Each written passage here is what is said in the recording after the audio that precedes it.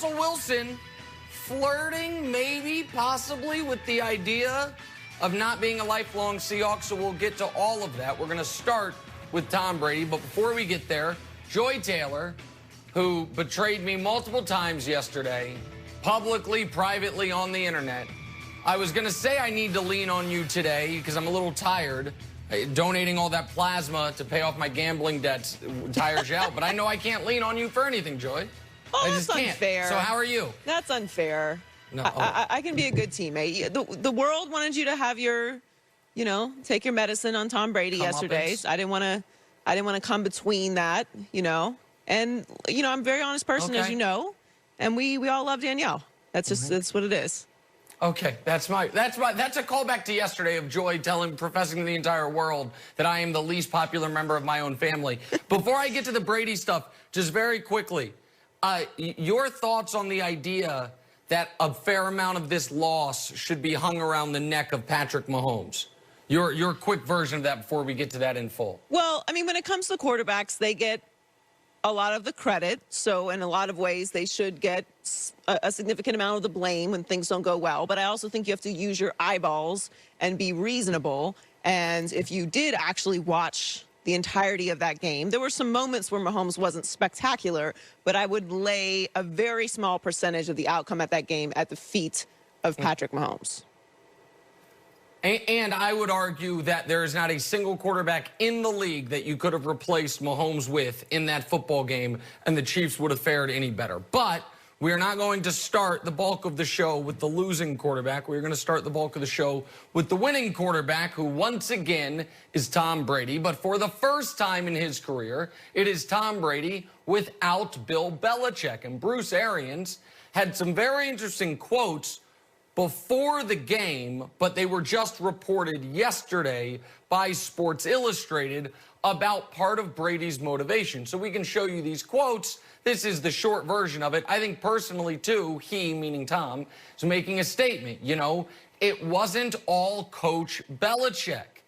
And that's the first time we have heard what I would consider a firsthand witness talk about what we in the media have spent a ton of time talking about over the last 9 months, which is how much of Brady's decision to pick the Bucs and to move on was about proving he could do it without Bill. And there are certain things that get discussed, and they are purely media creations.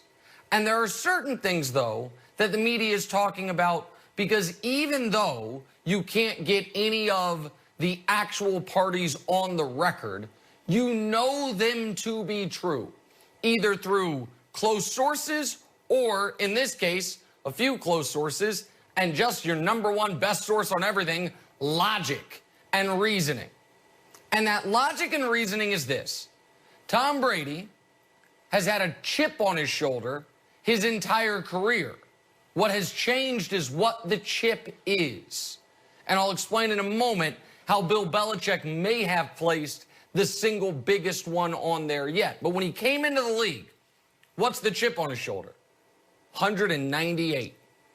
That's the number of people drafted before him. He's famously the 199th pick of the draft. We saw in the, I think it was NFL Network documentary like a decade ago, he could name all of the quarterbacks who were taken ahead of him. But that chip can only last so long. And Tom can say that still drives him, but that's hard to believe, especially because when within 3 months of his first NFL start, he's hoisting his first Lombardi trophy, nobody then doubted that the Patriots made a great draft pick. Nobody thought the Patriots made the wrong decision in sticking with Brady over Belichick, or I'm sorry, Brady over Drew Bledsoe.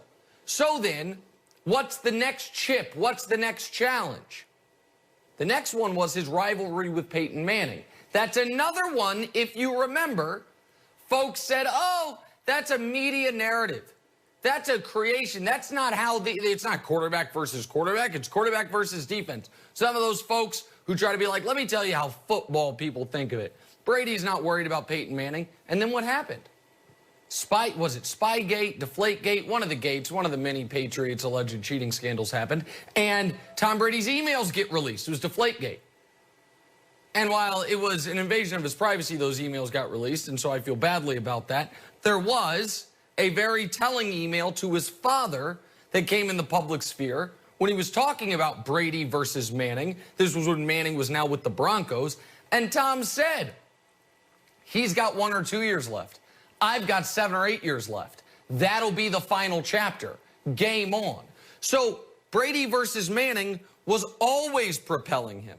Once he got rid of that 199th pick chip on his shoulder, it then was a Peyton Manning chip.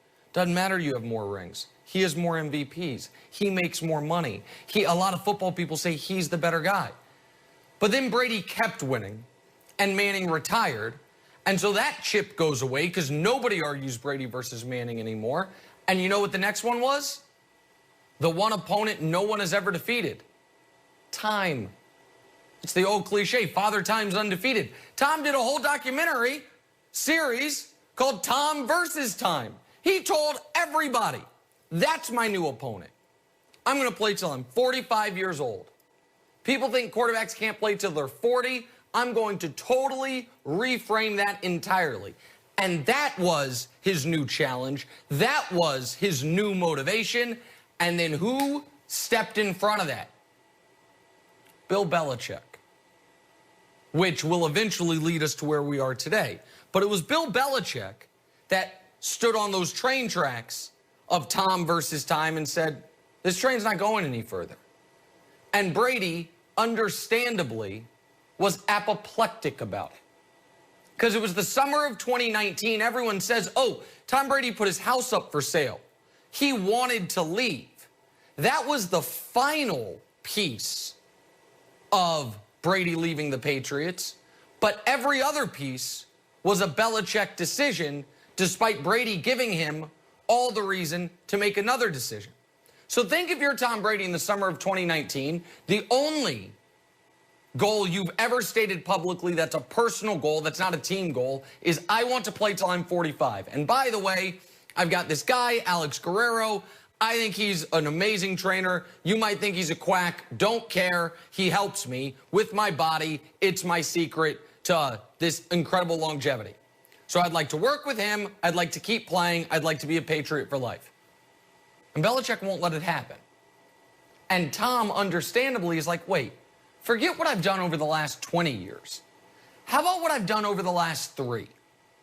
So this is a defense of Brady here. Listen to this. It's the summer of 2019. Think about it. Show the timeline. What I do in 2016? Well, I missed those first 4 games because of Deflategate. All I did was go 11-1 and then lead the single greatest comeback in Super Bowl history to win my unprecedented at the time 5th ring. What'd I do the next year? Oh, yeah. I won league MVP at age 40. And in the Super Bowl, threw for 500 yards. And he's probably thinking, and maybe if you hadn't benched Malcolm Butler, we'd have won that one. What happened in 2018? Yeah, my numbers were down, my stats were down, but I did win a road playoff game against Patrick Mahomes, leading an overtime drive down the field, and we won the Super Bowl. And now it's the summer of 2019. The only personal goal I have is to play till I'm 45, and you're telling me no. You won't give me the extension. And look up the Tom Curran pieces. I did it this morning, July 29th, 2019. Tom Brady's asked about an extension, says to reporters, ask Mr. Kraft, do you think I've earned one? 6 days later, August 5th, 2019, it is reported Tom Brady signs an extension. But then we find out it was a fake extension. There was no actual real years tacked on to the end of it. He got a raise, and the Patriots couldn't franchise tag him. That's October 5th, 2019. And on October 6th, he put his house on the market. On that day, that moment, he said, okay, fine. I've done all this. I have always performed. I've always been the commensurate teammate, and you don't believe in me. Bill Belichick agreed with me more than he agreed with Tom. Bill Belichick said, I see the numbers going down. I see the trajectory of every quarterback ever once they get to a certain age. I cannot invest in you into your mid-40s. It's an insane proposition. And so guess what?